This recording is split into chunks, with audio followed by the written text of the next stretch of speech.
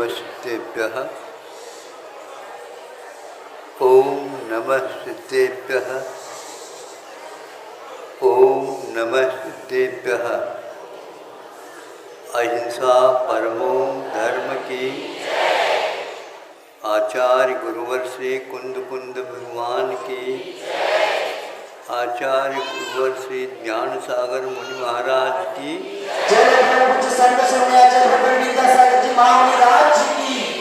समस्त आचार्य संघ की।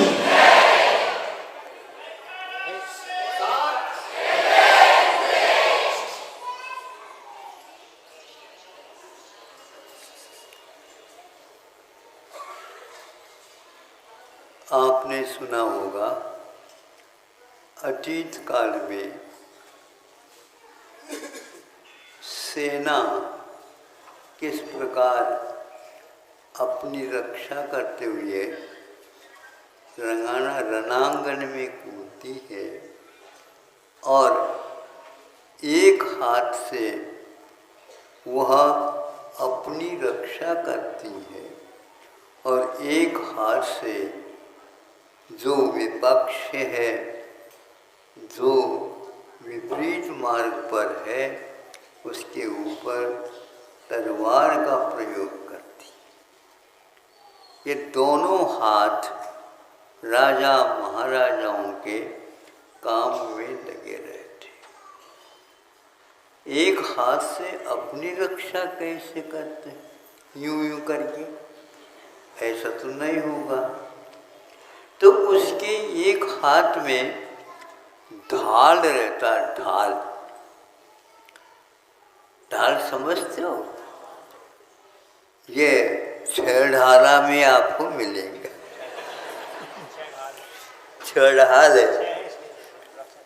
एक ऐसा ग्रंथ का संपादन किया दौलत राम जी ने, जिसमें आप लोगों के लिए पूरे संक्षेप से किंतु सार के रूप में लिखा।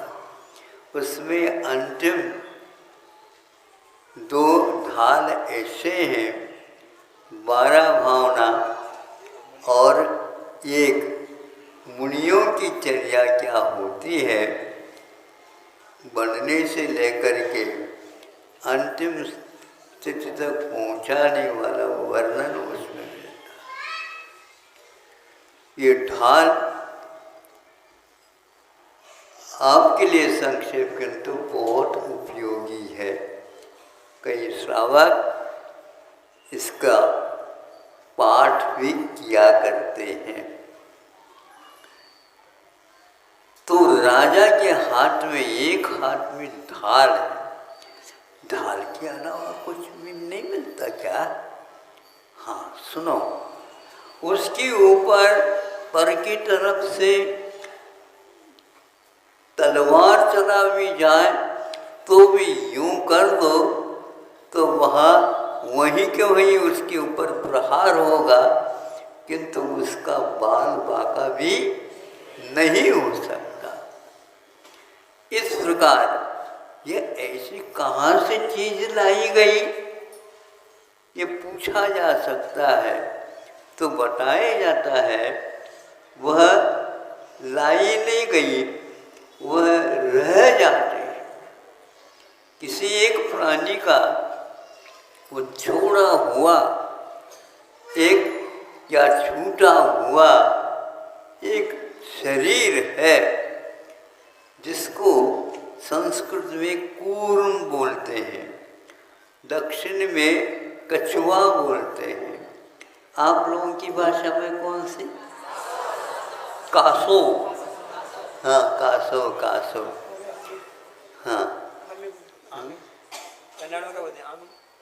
आमे आमे आसो। तो वह क्या विशेषता है उसमें? जब एक स्थान से दूसरे स्थान पर बहुत धीमी गति से चलते हैं, एक खरगोश की गति होती है और एक कछुए की गति होती है। वह गति गति करते एक रास्ते से दूसरे तक पहुंचने के लिए। बीच में कई वाहन आ जाते हैं, कहीं और भी प्रतिरोधी जीव जंतु आ जाते हैं। तो यह होते हुए भी अपनी रक्षा करते हुए अपनी मंजिल तक, अपने घर तक वह सुरक्षित पहुंच जाता है।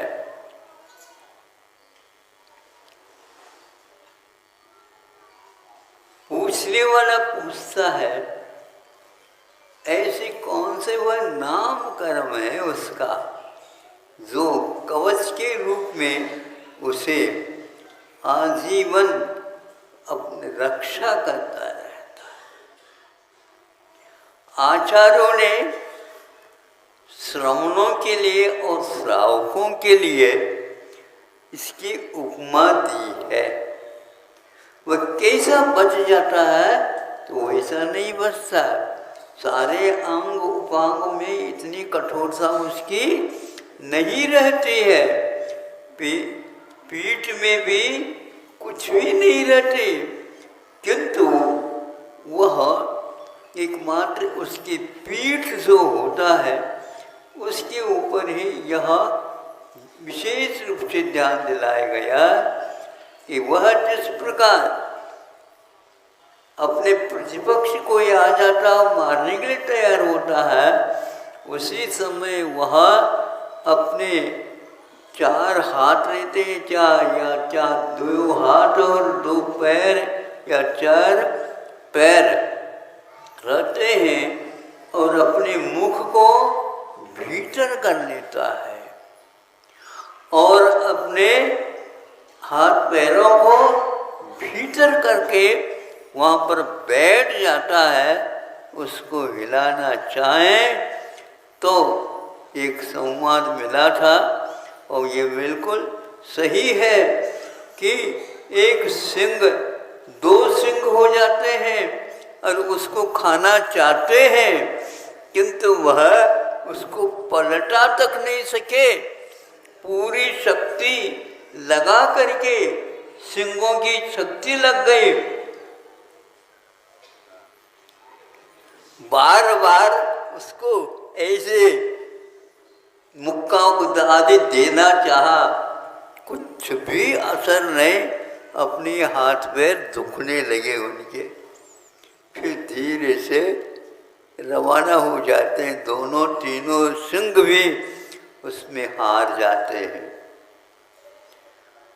यह कूर्मवत् आचरणम भवतु, कूर्म के समान, कछुए के समान हमारा आचरण। 5 इंद्रियों के दास बने हो, तुम्हारी रक्षा कैसी होगी उस कछुए से सीख लो। वो कछुआ कहता है, मेरे गुण तुम्हारे भीतर आ जाएं, तुम्हें मुक्ति मिलने में देरी नहीं लगेगी, अवश्य मुक्ति मिलेगी। ताली बजना वालों को भी मुक्ति मिलती है, लेकिन उसकी तालियां बज रही आज। तो मुनि महाराज अपनी इंद्रियों को वश में रखते हैं उस कछुए की भांति। इससे क्या होता है? इससे आश्रव रुकता है, संवर पड़ता है, भीतरी कर्मों की निर्जरा होती है, मोक्ष मार्ग सुरक्षित अपना रहता है। मार्गाच्चवन निर्जरार्थम, मार्ग से अच्छवन हो, यानी स्खलन न हो। कौन सा मार्ग है? तो संवर मार्ग है। जो अच्छे अच्छे भी इसमें फिसल जाते हैं और अपनी रक्षा कर नहीं पाते। समाज के बीच में रह करके भी भोजन पानी आदि अनेक व्यवहार करते हुए भी श्रमण लोग और श्रावक भी अपने पद के अनुसार इंद्रियों के आश्रम से बचते रहते हैं और बचना चाहिए। दानम पूजा आदि आप लोगों के लिए जो 6 कर्म या 4 मुख्य धर्म बताए हैं वो इसी ओर हमें इंगित करता है, हमें संकेत देता है। यहाँ पर रह करके ही हम अपना संरक्षण कर सकते हैं। श्रावक हमारे लिए क्या संरक्षण देगा? यदि इंद्रियों के दास बन जाएंगे वो नहीं दे पाएंगे, और इंद्रियों को नियंत्रण में रखेंगे तो भी श्रावकों की कोई आवश्यकता है ही नहीं। किंतु आहार पानी के लिए तो जाना होता है। उस समय यह अपने आप की रक्षा, व्रतों की रक्षा, संवर को भी सुरक्षित रखने का पुरुषार्थ करते रहते हैं। ये पूर्ववर्त कहा है। इसलिए आचार्यों ने, बड़े बड़े आचार्यों के लिए भी इस कछुए की उपमा देख करके जागृत किया है। आप लोग सुन रहे हो कि नहीं? हाँ महाराज, इसमें आपका भी स्वार्थ सिद्ध हो रहा है। इस प्रकार आपको सब, जैसे दुकान में ग्राहक दूर दूर से आते हैं, माल खरीदने आते हैं और आप उसको बेच भी देते हैं, किंतु वो मांसाहारी भी हो सकते हैं और भी हो सकते हैं, किंतु उससे केवल व्यापार के उद्देश्य रख करके आप लोग उससे भी बच जाते हैं। कोई शराबी आया, शराब पी कर गए तो हम कैसे करें, पहचाने कैसे? तो बस इतना ही है, आप उसके साथ व्यवहार इस ढंग से कुशलतापूर्वक करेंगे जिसके द्वारा अपना अर्थ भी विकास को प्राप्त हो, हमारे काम में आए। इस उदाहरण से हमें लगता है कि हमारे उदाहरण देख करके संसार के लिए क्या उद्बोधन मिलता है। तो आचार्य कहते हैं कि ऐसे संसार को जो राग में, द्वेष में इत्यादि में डूबा है, विषय और कषायों को ये सुख का साधन मानता है, उसके लिए कहे सीख गुरु करुणाधार। करुणा को धारण करके हम लोगों के लिए सीख देते हैं। ये दौलत राम के द्वारा लिखी हुई पंक्ति ही है, क्योंकि ये करुणा के साथ जब कह देते हैं, सुनने वालों को भी लगता है इनको क्या पड़ी है, क्या स्वार्थ है। हमारे कल्याण के बारे में भी सोचा जा सकता है, क्यों नहीं सोचे? वो स्वयं जनता सोचेगी और आपका कर्तव्य है, जिस प्रकार आपको दिशा बोध मिल गया, मार्ग मिल गया, दूसरे का सहयोग मिल गया, तभी आप काम करते हैं। आपके लिए कैसे सहयोग मिल रहा है? किसान समय पर बीज यदि नहीं बोता तो आप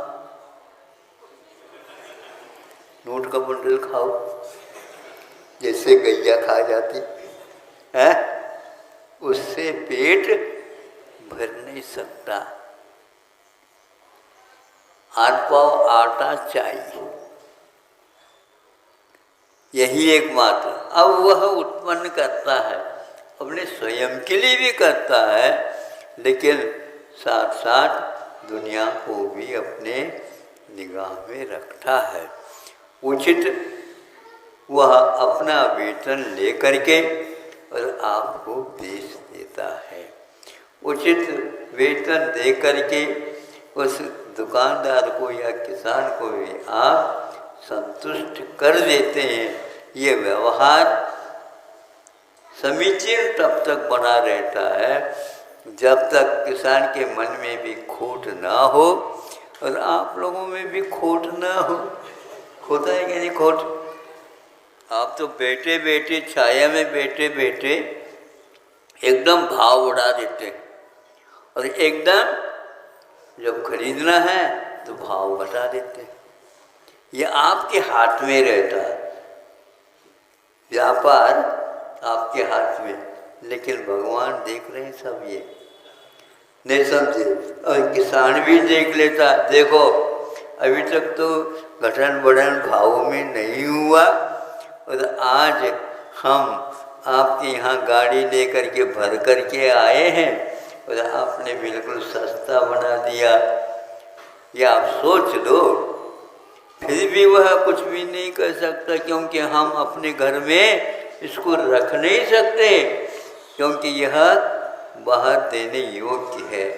इस प्रकार हमें भी आता है कि भैया ये लोग आए हैं, थोड़ी बहुत प्रवचन इनको दे दो। आपका समय तो हो गया है, कल तो 3 मिनट ज़्यादा हुआ था, इसलिए ध्यान में रखो। आज नए नए आ जाते हैं, इसलिए पुनः प्रतिदिन कहना ही पड़ता है।